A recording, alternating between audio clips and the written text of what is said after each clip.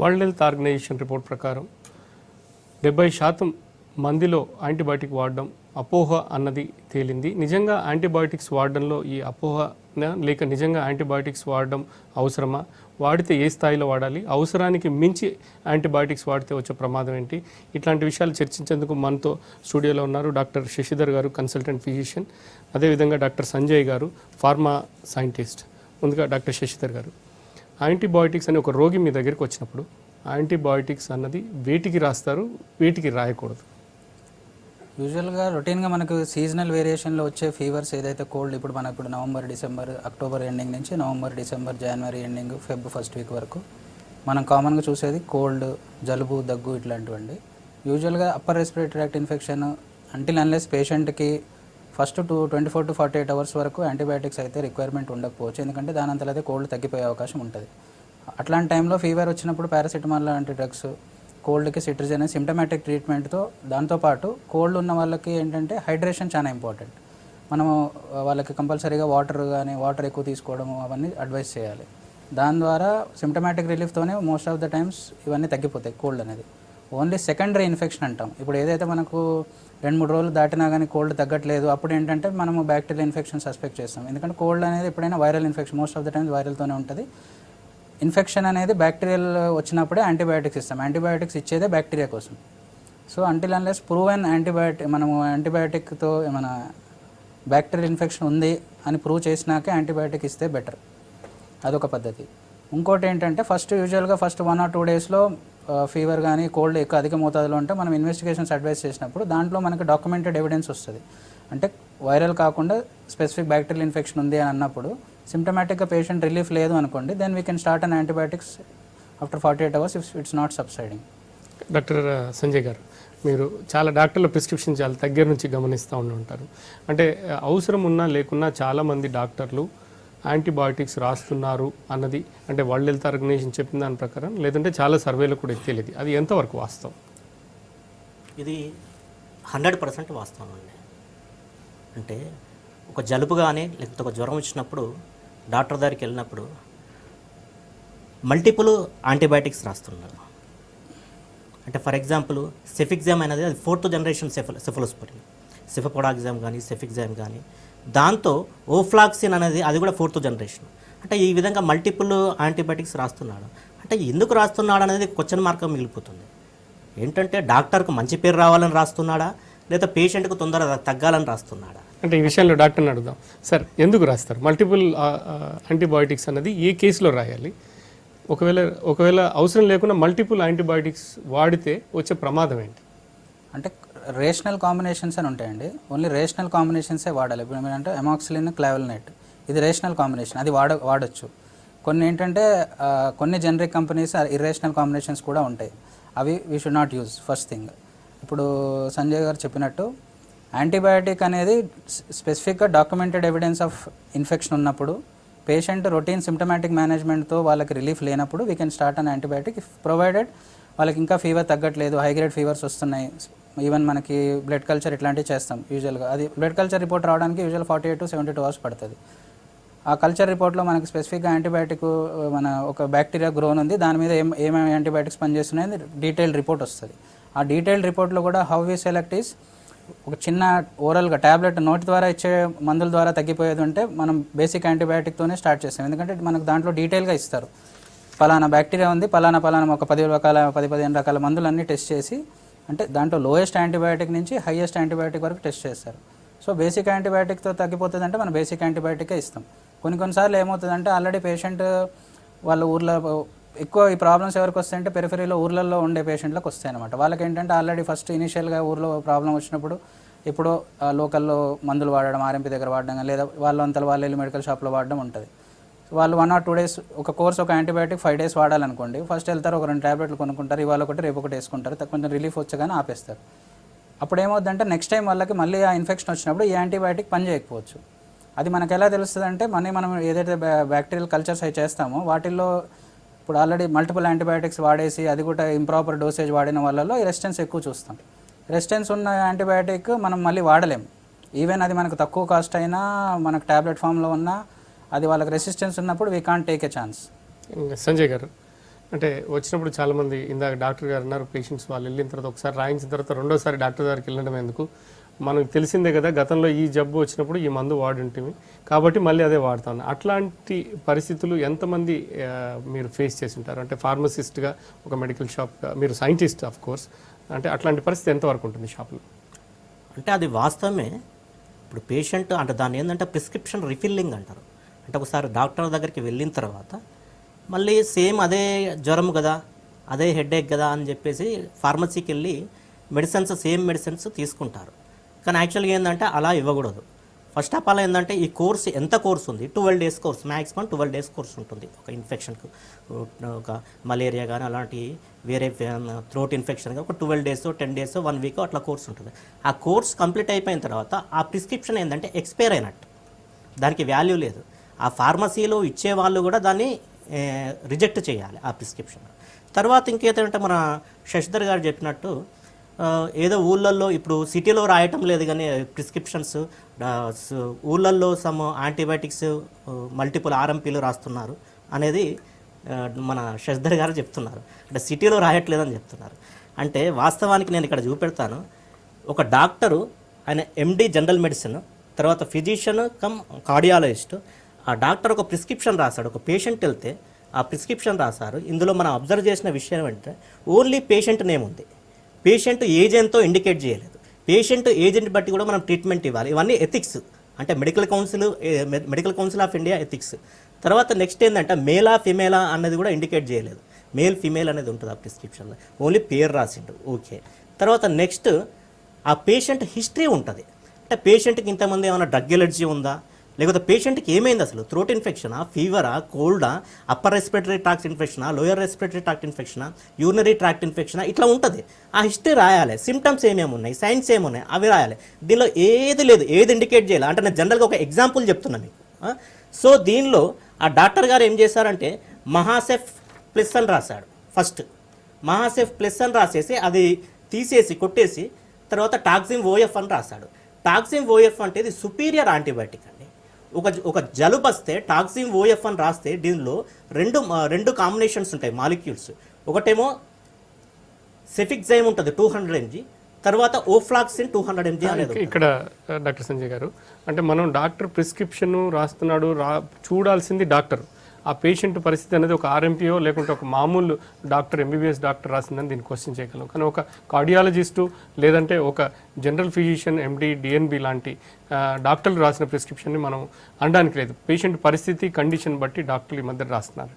అంటే ఈ స్థాయిలో ఉన్న డాక్టర్లు కూడా ఎందుకు ఇంత కమర్షియల్గా రాస్తున్నారు అన్నది ఇక్కడ మన పాయింట్. ఎందుకు కమర్షియల్గా రాస్తున్నారంటే ఒక హాస్పిటల్, ఒక ఎంబీబీఎస్ చేసిన వ్యక్తి కానీ, ఒక ఎండీ చేసిన వ్యక్తి కానీ, ఎంఎస్ చేసిన వ్యక్తి కానీ ఒక హాస్పిటల్ కానీ, ఒక క్లినిక్ కానీ ఎస్టాబ్లిష్ చేసుకున్నాడు. దానిలో ఫార్మసీ ఎవరిదంటే, మెడికల్ షాప్ ఎవరిదంటే ఆ డాక్టర్దే ఉంటుంది. ల్యాబ్ అంటే ఇన్వెస్టిగేషన్కి ఏదైతే ల్యాబ్ ఉంటుందో ఆ ల్యాబ్ ఎవరిదంటే ఆయనదే ఉంటుంది. ఇప్పుడు మనం ఒక సర్వే తీసుకుంటే, మనం ఇప్పుడు జనరల్గా ఒక హైదరాబాద్లో ఉన్న హాస్పిటల్స్లే కానీ లేకపోతే జిల్లాలో ఉన్న హాస్పిటల్ కానీ సర్వే తీసుకుంటే డాక్టర్స్ కరోడుపతులైన వాళ్ళు ఉన్నారు. కానీ అందులో పనిచేసే ఫార్మసిస్ట్ కానీ లేకపోతే కంపౌండర్ కానీ, నర్సు కానీ కరోడుపతి ఎక్కడైనా అయినారండి? ఆ డాక్టర్దే హాస్పిటల్ ఉంటుంది, ఆ డాక్టర్దే ఫార్మసీ మెడికల్ షాప్ ఉంటుంది, ఆ డాక్టర్దే ప్యాథాలజికల్ ఉంటుంది, ఇన్వెస్టిగేషన్స్ అన్నీ ఆయనదే, స్కానింగ్ ఉంటుంది, రేడియాలజీ డిపార్ట్మెంట్ ఆయనదే, ఎక్స్రేలో ఆయనదే, మొత్తం ఆయనదే. తర్వాత ఏదైతే మెడిసిన్స్ ఉన్నాయో మీరు అడిగారు కదా, మెడిసిన్స్ ఏదైతే ఉందో మెడిసిన్స్ మీద మందుల కంపెనీ వాళ్ళు స్కీమ్స్ ఇస్తారు, నంబర్ ఆఫ్ స్కీమ్స్ ఇస్తారు. మీరు ఇంత రాయండి మీకు ఇంత బెనిఫిట్ చేస్తాము, ఇంత రాయండి ఇంతకుముందు మనకు మెడికల్ ఒక 2-3 years back medical council of India వాళ్ళు కూడా ఒకటి బ్యాన్ చేశారు. ఎప్పుడైనా కానీ గిఫ్ట్స్ తీసుకోకండి, కంపెనీస్ దగ్గర గిఫ్ట్స్ తీసుకోవద్దు. ఇప్పుడు గిఫ్ట్స్ తీసుకోకపోవచ్చు, ఇంకేదైనా తీసుకోవచ్చు. ఇట్లా ఎన్నో ఉన్నాయి. దీనివల్ల ఒక WHO వాళ్ళు కానీ లేకపోతే మనకు సర్వే, ఒక స్టాటిస్టిక్స్ ఆర్గనైజేషన్ ఉంది, ఆ ఆర్గనైజేషన్ వాళ్ళు ఒకటి సర్వే చేసి వెల్లడించారు. ప్రతి కుటుంబంలో 60% తాను, అంటే మిడిల్ క్లాస్ పీపుల్ కానీ లోయర్ క్లాస్ పీపుల్ కానీ తాను సంపాదించే సంపాదనలో 60% మెడిసిన్స్ మీదనే పెడుతున్నారు. అంటే ప్రజలకు ఎంత భారం అయిపోతుంది చెప్పండి. అంటే ఇక్కడ విషయాన్ని డాక్టర్ గారిని అడుగుదాం సార్. అంటే డాక్టర్ మీరు చదివేటప్పుడు ఖచ్చితంగా ఎంబీబీఎస్ చేసిన కానీ ఎంబీఏ కానీ ఒక డాక్టర్ అయిన తర్వాత ఒక ప్లెడ్జ్ తీసుకుంటారు, వ్యవస్థలో దుర్వినియోగం చేయను, వైద్య వృత్తిని ప్రజలకు సేవ చేస్తూ ఉంది. అంటే ఆ కమర్షియలైజేషన్ డాక్టర్లో ఎందుకు వస్తుంది, కారణం ఏంటి? కమర్షియలైజేషన్ అనడానికి లేదండి. నవడేస్ ఏంటంటే ఎవిడెన్స్ బేస్డ్ మెడిసిన్ అంటాం. ఇప్పుడు ఫర్ ఎగ్జాంపుల్ ఒక ఇన్ఫెక్షన్ వచ్చింది, ఇప్పుడు సంజయ్ గారు చెప్పినట్టు ఈ యాంటీబయాటిక్ రాశారన్నారు. ఆ యాంటీబయాటిక్ రాయడం అంటే ఇప్పుడు ఏ ఇన్ఫెక్షన్కి పలానా, ఇప్పుడు ఫర్ ఎగ్జాంపుల్ లంగ్ ఇన్ఫెక్షన్కి ఒక లంగ్ స్పెసిఫిక్ యాంటీబయాటిక్స్ ఉంటాయండి. యూరినరీ ఇన్ఫెక్షన్ వస్తే యూరినరీ ట్రాక్ట్ టార్గెటెడ్ ఇన్ఫెక్షన్స్ ఉంటాయి. If you want to document అంటే ఇప్పుడు పలానా లంగ్లో ఇన్ఫెక్షన్ ఉంది, దానికి మనం బ్లడ్ టెస్ట్ల ద్వారా ప్రూవ్ చేయాలి పలానా బ్యాక్టీరియా ఉంది, పలానా యాంటీబయాటిక్ దాని మీద పనిచేస్తుందని. సో అలా మనం టార్గెటెడ్ థెరపీ ఇవ్వాలంటే we have to do a investigation. That is called evidence based medicine. ఇప్పుడు మనం ఎక్కడైనా మీరు WHO స్టడీస్లో ఏం చూపిస్తున్నాయి, మన దగ్గర యాంటీబయాటిక్స్ ఎక్కువ వాడుతున్నారు అన్నారు కానీ ఎందుకు వాడుతున్నారు అనేది వాళ్ళు క్లియర్గా చెప్పలేదు. ఓన్లీ థింగ్ ఈజ్ మనకి అదర్ కంట్రీస్ ఏదైనా మన వెస్ట్లో చూసుకుంటే they will give antibiotic only by evidence base. అంటే ఫర్ ఎగ్జాంపుల్ ఒక పేషెంట్ వచ్చాడు అనుకోండి, వాళ్ళు కంపల్సరీగా వాళ్ళ దగ్గర రొటీన్ ప్రోటోకాల్ ఉంటుంది. ఫీవర్ విత్ సమ్ ఏదైనా ఇన్ఫెక్షన్ కానివ్వండి, they will do a protocol investigations. అంటే యూరిన్లో ఇన్ఫెక్షన్ మంట ఉందని వచ్చారనుకోండి, they will do a urine test చూసి దాంట్లో డాక్యుమెంటెడ్ ఎవిడెన్స్ ఉంటేనే యాంటీబయాటిక్ రాస్తారు. మన దగ్గర అలా ఉండదు. Patient will directly they will not do. అంటే ఇప్పుడు మీరు అన్నట్టు సార్ అన్నట్టు ఎవిడెన్స్ బేస్డ్ మెడిసిన్ చేస్తేనేమో కమర్షియలైజేషన్ అంటున్నారు. అర్థమైంది? అంటే evidence based is something investigate చేసి ఇగో ఇది ఉంది మీకు అని ప్రూవ్ చేసి రాయడం is evidence based. That will become a commercialisation if you talk. ఇప్పుడు బ్లైండ్గా ఇస్తేనేమో మీరు అన్నట్టు క్లినికల్గా పేషెంట్ చూస్తాం, మన ఎక్స్పీరియన్స్ ఉన్న ప్రకారం పలానా ఇప్పుడు మనం కొన్ని 100 కేసులు ఎన్నో చూసుంటాం కాబట్టి పేషెంట్ వచ్చినప్పుడు వాళ్ళ సిమ్టమ్స్ని బట్టి మనం వాళ్ళని ఎగ్జామిన్ చేసిన దాన్ని బట్టి క్లినికల్ ఎవిడెన్స్ని బట్టి మన భారతదేశంలో most of the times we do clinical medicine. Investigative medicine అందరికీ అప్రోచబుల్ ఉండదు, అందరూ అన్ని ఇన్వెస్టిగేషన్స్ చేయించుకోలేరు. So still we are following most of the times clinical medicine only. Clinical medicine and depending on clinical scenario పేషెంట్కు ఉన్న ఇబ్బందిని బట్టి చేస్తాం. అంటే ఇక్కడ ఒక విషయం ఏంటంటే మనం వాడాల్సిన యాంటీబయాటిక్స్ కాకుండా అత్యధిక డోసు ఉన్న యాంటీబయాటిక్స్ మన ఇండియాలో వాడుతున్నాం అన్నది కూడా రిపోర్ట్లో తేలింది. అంటే రేపు వద్దున భవిష్యత్తులో ఇప్పటివరకు యాంటీబయాటిక్స్ అన్నవి ప్రతి కొత్తవి కనుక్కుంటూనే ఉంటారు. ఇప్పటి వరకు ఉన్న యాంటీబయాటిక్స్ మనం విపరీతంగా వాడేసామని అంటున్నారు. ఇంకొద్ది సంవత్సరాలు అయితే ఈ యాంటీబయాటిక్స్ మన మీద పనిచేయవు, మనకు వచ్చే రోగాల్ని ఇవి నిరోధించలేవు అని అంటారు. అంటే ఆ యాంటీబయాటిక్ వాడడం అంత స్థాయికి మనం ఎదిగామా? నిజంగానే ఆ పరిస్థితి వస్తుందా? యాంటీబయాటిక్స్ యూసేజ్ కొంత ఎక్కువ ఉందండి, కాకపోతే అది డాక్యుమెంటెడ్ ఎవిడెన్స్ అయితే బెటర్. అంటే నేను అన్నట్టు ప్రతిదానికి మనం కరెక్ట్గా కూలంకుషంగా పరీక్ష చేసి పేషెంట్ క్లినికల్గా ఏం ప్రాబ్లం ఉంది, అతను ఏం ఇబ్బందితో వచ్చాడు, ఇప్పుడు ఫీవర్ ఉందనుకోండి డీటెయిల్గా హిస్టరీ తీసుకొని క్లినికల్ ఎగ్జామినేషన్ చేసి ఆల్రెడీ అతను యూజువల్గా ఏమవుతుందంటే మన దగ్గర డే 1 డైరెక్ట్గా డాక్టర్ దగ్గరికి రారు. మన దగ్గర ఏంటంటే ఫస్ట్ డే ఇంటి దగ్గర ఉన్న మెడికల్ షాప్లో వాళ్ళంతా వాళ్ళు కొనుక్కోవడం కానీ, లేదా ఇంటి దగ్గర ఉన్న డాక్టర్ కానీ ఎవరైనా వాళ్ళ చాయిస్. సమ్ టైమ్స్ ఏంటంటే ఇప్పుడు ఇందాక చెప్పినట్టు ప్రీవియస్ ప్రిస్క్రిప్షన్ ఉంటుంది. ఫర్ ఎగ్జాంపుల్ వాళ్ళ ఇంట్లో వాళ్ళ బ్రదర్కి ఎవరికో కోల్డ్ వచ్చి ఉంటుంది లాస్ట్ వీక్, అతనికి ఈ వీక్ వస్తుంది. అది లాస్ట్ వీక్ డాక్టర్ దగ్గరికి వెళ్ళినప్పుడు ఏం మెడికేషన్ రాశారు, ఆ ప్రిస్క్రిప్షన్ తీసుకెళ్ళి సేమ్ నాకు కోల్డే కదా అవే మెడికేషన్ అతను వాడతాడు. సో అతనుకున్న ఇన్ఫెక్షన్ వేరే ఉండొచ్చు, ఇతనికి వచ్చింది వేరే ఉండొచ్చు, అతనికి antibiotic. So individualisation of patient అంటే ఒక్కొక్క పేషెంట్కి ఏది అవసరమో అదే పెట్టాలి. ఇప్పుడు మన ఇంట్లో ఎవరికో ఒక ప్రాబ్లం ఉంది కదా మనకి వస్తే మనమే అదే వాడడం అనేది కరెక్ట్ కాదు. సో ఇప్పుడు ఇట్లాంటివన్నీ మనం యాంటీబయాటిక్ యూసేజ్ తగ్గాలన్నా, రెసిస్టెన్స్ తగ్గాలన్నా, ఇక్కడ క్వశ్చన్ ఏంటంటే మనం అత్యధికంగా యాంటీబయాటిక్స్ ఇప్పటికే వాడేస్తున్నాము, ఇంకా కొత్త యాంటీబయాటిక్స్ వస్తే తప్ప మన రోగాల్ని మనం బాగు చేసుకోలేము మెజారిటీ చాలా సీవియర్ కేసులలో అని అంటున్నారు. అది మీ డైలీ ఇన్వెస్టిగేషన్లో కానీ డైలీ మీరు ట్రీట్మెంట్ చేసి కానీ అట్లాంటి పరిస్థితి ఉన్న పేషెంట్లు ఎంతవరకు మంది? అంటే క్రిటికల్లీ ఇల్ పేషెంట్స్లో we can't take a chance అండి. ఇప్పుడు ఆల్రెడీ పేషెంట్ ఆన్ వెంటిలేటర్ ఉన్న వాళ్ళు కానీ మల్టిపుల్ ఇన్ఫెక్షన్స్ ఉన్న వాళ్ళల్లో కానీ యూజువల్గా అక్కడ కూడా డాక్యుమెంటెడ్ ఎవిడెన్స్ అంటే ఎవిడెన్స్ బేస్డ్ మెడిసినే ఇస్తాం. కానీ ఒక్కొక్కసారి ఎలా ఉంటుందంటే పేషెంట్ ప్రజెంటేషనే ఆల్మోస్ట్ వెంటిలేటర్ మీదకి వెళ్ళే ఛాన్స్ ఉంటుంది. అప్పుడు we might start a bit hire antibiotic. కానీ దానికి కూడా మనం పరీక్షలు చేసుకొని once we get culture reports and all దాంట్లో మళ్ళీ రిపోర్ట్లో చూసుకుంటాం. ఒకవేళ మనం ఆల్రెడీ వాడుతున్న యాంటీబయాటిక్ కన్నా తక్కువ యాంటీబయాటిక్ ఉందనుకోండి 48 అవర్స్లో will step down to the antibiotic. దీని step up step down therapy అనేది ఉంటుందండి. అంటే అవసరం ఉన్నా లేకున్నా యాంటీబయాటిక్స్ వాడడం వల్ల ఆర్గాన్స్ అంటే కొన్ని మనం ఉన్న లోపల ఉన్న పార్ట్స్ మీద చాలా ఇంపాక్ట్ ఉంటుంది అని అంటారు. అంటే మీరు ఇందాక 2 రకాలు చెప్పారు, ఒకటి ఎవిడెన్స్ బేస్ అన్నారు, ఒకటి క్లినికల్గా చూచాయిగా రోగాన్ని బట్టి ఇచ్చేది. ఈ రోగాన్ని బట్టి ఇచ్చే దాంట్లో అనవసరమైన యాంటీబయాటిక్స్ ఒకవేళ వాడితే మల్టిపుల్ అంటే ఆర్గాన్స్ కూడా పనిచేయలేని పరిస్థితి వచ్చే అవకాశం ఉంటుంది. నిజంగా ఆ పరిస్థితి ఉంటుందా? అంటే కొన్ని ఇప్పుడు ఏజ్ రిలేటెడ్ ఉంటాయండి. ఫర్ ఎగ్జాంపుల్ చిన్నపిల్లల్లో అనుకోండి, చిన్నపిల్లల్లో I'm not pediatrician but still out of experience, చిన్నపిల్లల్లో ఏంటంటే యూజువల్గా చిన్న వాటికి యాంటీబయాటిక్స్ అసలు ఎవరు వాడరండి, అసలు అవసరం కూడా ఉండదు. ఎందుకంటే వాళ్ళలో యూజువల్ కోల్డ్ వచ్చింది అనుకోండి ఫస్ట్ 3-4 డేస్లో that will subside on their own, అంటే దానంతలైతే తగ్గిపోతుంది. సో అందుకని యాంటీబయాటిక్స్ పెద్ద even most of the paediatricians ఎవరు అడ్వైస్ చేయరు అంటిల్ అన్లెస్ వాళ్ళకి మళ్ళీ రీఇన్ఫెక్షన్ వచ్చింది, లాస్ట్ వీక్ వచ్చి ఈ వీక్ వచ్చింది, ఫీవర్ స్పైక్స్ చాలా ఎక్కువ ఉంటున్నాయి, లేదా వాళ్ళు కొన్ని రక్త పరీక్షలు చేస్తారు, వాటిల్లో ఇన్ఫెక్షన్ అనేది కనపడుతుంది అంటేనే ఇస్తారనమాట. సో చిన్నపిల్లల్లో కానీ పెద్దవాళ్ళల్లో కూడా యాంటీబయాటిక్ వల్ల సైడ్ ఎఫెక్ట్స్ రావచ్చు. చిన్నపిల్లల్లో చూసుకుంటే ఇప్పుడు సింపుల్ మీరు అన్నట్టు యాంపిసిలిన్, ఎమాక్సిలిన్ వాటి వల్ల మోషన్స్ అట్లాంటివి అవకాశం ఉంటుంది. ఆ మోషన్స్ వల్ల మళ్ళీ డిహైడ్రేషన్ ఇట్లాంటి సైడ్ ఎఫెక్ట్స్ వస్తాయి పిల్లల్లో. కొన్ని వేరే యాంటీబయాటిక్స్ వల్ల జీర్ణకోశకు సంబంధించిన గ్యాస్ట్రిక్ ఇరిటేషన్ అవి కూడా రావచ్చు. ఈవెన్ పెద్దవాళ్ళల్లో కూడా any antibiotic can cause side effects to any person.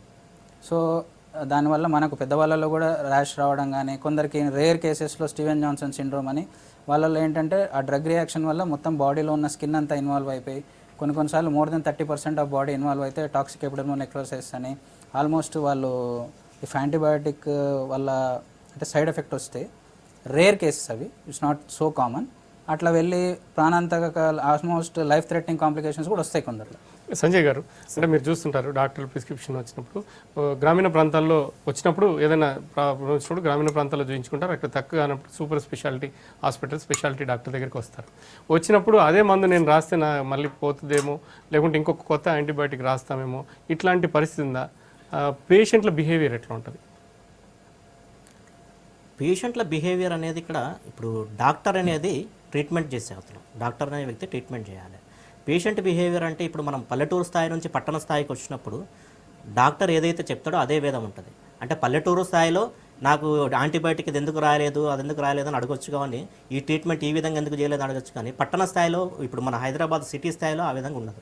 Doctors ఏదైతే చెప్తారో, ఏ డయాగ్నోసిస్ ఏదైతే ట్రీట్మెంట్ కానీ, ప్యాథాలజికల్ ఇన్వెస్టిగేషన్స్ కానీ, హిస్టోపాథాలజీ కానీ ఏ ఇన్వెస్టిగేషన్ చేస్తారో వాళ్ళు కంపల్సరీ చేయించుకోవాల్సి వస్తుంది. దాన్ని బట్టే రేషనలైజ్డ్ ట్రీట్మెంట్ ఇవ్వాల్సి వస్తుంది. దాన్ని రేషనలైజ్డ్ ట్రీట్మెంట్ అంటారు.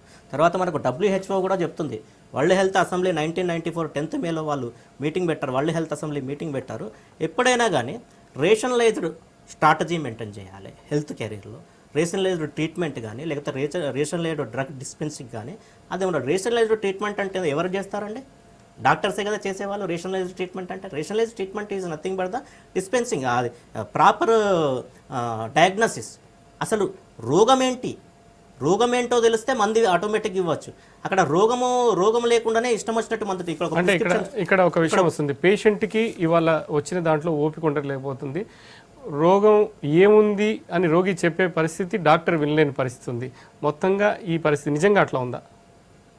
నిజంగా ఆ విధంగా లేదండి. ఏదైతే డాక్టర్స్ వీళ్ళు ఉన్నారో వీళ్ళు నిజంగా ఎథిక్స్ ఫాలో అయితే ఎందుకు ఉంటుందండి? ఇప్పుడు డాక్టర్స్ కూడా మనిషే కదండి, ఆయన కూడా మనిషే కదా, ఆయనకు కూడా జబ్బు వస్తుంది కదా. జబ్బు వచ్చినప్పుడు ఆయన సెల్ఫ్ ట్రీట్మెంట్ చేయాలి. కొద్దిగా సీవియర్ అంటే ఆయన డిఫరెంట్, ఫర్ ఎగ్జాంపుల్ ఒక నెఫ్రాలజీ డాక్టర్ ఉన్నాడు అనుకోండి, ఆయనకు సమ్ కార్డియాక్ ప్రాబ్లం వచ్చింది అనుకోండి, ఆయన కార్డియాలజిస్ట్ దగ్గరికి వెళ్ళవలసిందే కదా. అక్కడ ఆయన ట్రీట్మెంట్ స్పెసిఫిక్గా తీసుకుంటాడా తీసుకోడా, అంటే తన వాళ్ళకు కూడా పర్ఫెక్ట్ ట్రీట్మెంట్ చేయించుకుంటాడా చేయించుకోడా, అదే విధంగా ఉంటుంది. ఎందుకు పేషెంట్స్ ఉండదండి? ఏది మన పేషెంట్స్కి ఎందుకు పేషెంట్ అంటేనే పేషెంట్స్ ఉంటుంది, డాక్టర్ కూడా పేషెంట్స్ ఉండాలి. మరి ఇప్పుడు మారుమూలు పల్లెటూరుల నుంచి వెళ్ళి మన పట్టణ స్థాయి వరకు, అంటే హైదరాబాద్ సిటీ స్థాయి వరకు పేషెంట్స్ వస్తున్నారు. అంటే పేషెంట్స్ ఉండొస్తున్నారా లేక వస్తున్నారా? లక్షలు ఖర్చు పెడుతున్నారు ఇక్కడ. అంటే ఇక్కడ ఒక విషయం ఏంటంటే, వచ్చిన పేషెంట్ వచ్చి నాకు 2 రోజుల్లో 3 రోజుల్లో బాగా కావాలి, బాగా అయితేనే ఈయన మంచి డాక్టరు అన్న అపోహ చాలా మందిలో ఉందంటారు. అది కరెక్టేనా? ఇది 1 రోజు 2 రోజుల్లో పేషెంట్కు కావాలని ఉంటుంది, ఏది ఆయనకు పర్ఫెక్ట్ ట్రీట్మెంట్ కావాలని ఉంటుంది. అక్కడ డాక్టర్కి కూడా ఏంటంటే 1 రోజు 2 రోజుల్లో నేను పక్క డాక్టర్ కన్నా 2 రోజులలో నేను కరెక్ట్ చేయాలి, ఆయనకు మంచి ఏది హైలీ యాంటీబయాటిక్స్ యూజ్ చేయాలి అనేది ఉంటుంది. వీళ్ళు డాక్టర్స్ ఏం చేస్తారంటే ఈవెన్ స్టీరాయిడ్స్ కూడా ఇస్తున్నారండి, డెపోమెడ్రోలు, తర్వాత ఓమ్నా కార్టిలు, ప్రెడ్నిసోల్ అంటే స్టీరాయిడ్స్ కూడా ఇస్తారు. ఇలాంటి స్టీరాయిడ్స్ చిన్నపిల్లలకి ఇస్తున్నారు, పెద్దవాళ్ళకి ఇస్తున్నారు. ఫర్ ఎగ్జాంపుల్ చిన్నపిల్లలు, ఇప్పుడు డాక్టర్ గారు చెప్పినట్టు చిన్నపిల్లల్లో ఇదొక స్టేట్మెంట్ ఉంది చూడండి, చిన్నపిల్లల్లో యాంటీబయాటిక్స్ కంపల్సరీ యూజ్ చేస్తారు, కానీ ఏంటంటే దానికి తగిన మోతాదులో యూజ్ చేయాలి. ఎందుకంటే చిన్నపిల్లల్లో రెస్పిరేటరీ ట్రాక్ట్ ఇన్ఫెక్షన్స్ అనేవి, అంటే మనకు ఏది ముక్కు సంబంధించిన కానీ లేదా ఊపిరితిత్తులకు సంబంధించిన ఇన్ఫెక్షన్స్ వాళ్ళకి చాలా ఉంటాయి. దానిలో యాంటీబయాటిక్స్ యూజ్ చేస్తే జువెనైల్ ఆర్థరైటిస్ అని ఉంటుందండి. జువెనైల్ ఆర్థరైటిస్ అంటే ఏంటండి?